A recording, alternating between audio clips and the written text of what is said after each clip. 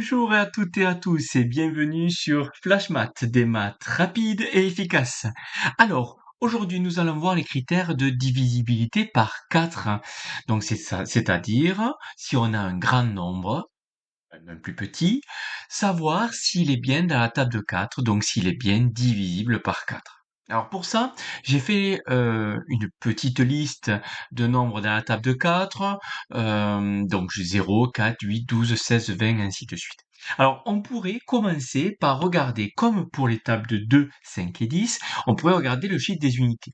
Donc le chiffre des unités, c'est 0, 4, 8, 2, 6, 0, 4, 8, 2, 6, 0. Ah, c'est pas mal. On voit qu'il y a des choses qui se répètent, c'est-à-dire on pourrait se dire, ben, un nombre qui se finit par 0, 4, 8, 2 et 6, ça veut dire que c'est dans la table de 4.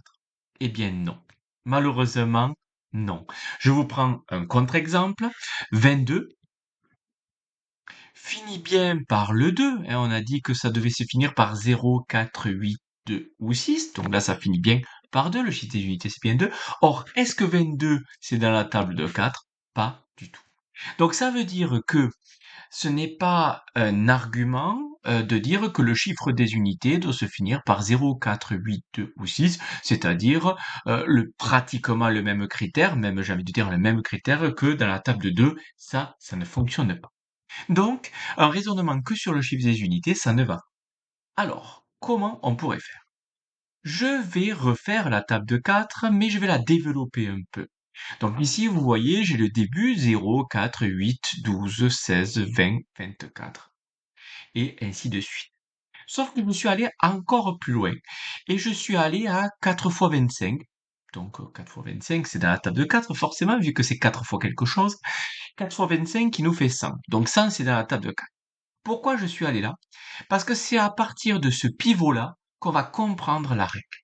Parce que si 4 fois 25 ça fait 100, 4 fois 26 ça fait 104, vu que la table de 4, on va de 4 en 4. Donc ça veut dire qu'on aura 104, 108, 112, 116, 120, et ainsi de suite. Et là, qu'est-ce qu'on constate? On constate que on revient sur 4, 8, 12, 16, 20, exactement comme cela.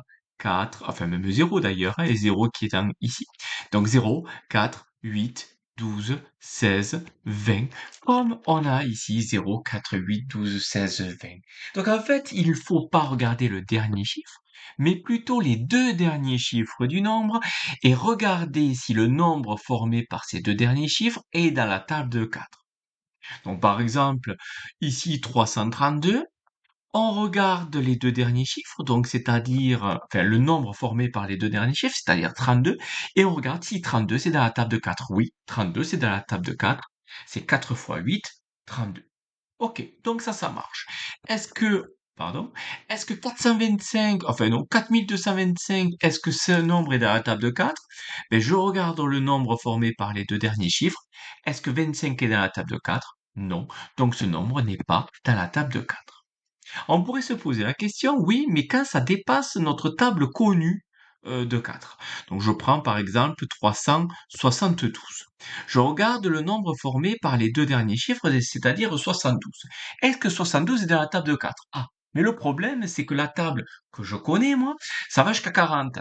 C'est-à-dire 4 fois 10, ça fait 40.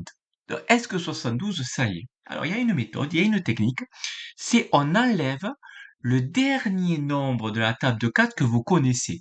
Le dernier nombre, c'est 4 fois 10, 40. Donc j'enlève 40 à 72. 72 moins 40. Et ça nous fait 32. Et on regarde si ce nombre est dans la table de 4. Est-ce que 32 est dans la table de 4? Oui. Donc ça veut dire que 72 est dans la table de 4. Donc ça veut dire que 372 est dans la table de 4. Voilà. J'espère que tout est clair. N'hésitez pas à me le dire en commentaire, n'hésitez pas à mettre un j'aime, n'hésitez pas à vous abonner. Allez, je vous laisse passer une bonne journée et en avant les maths.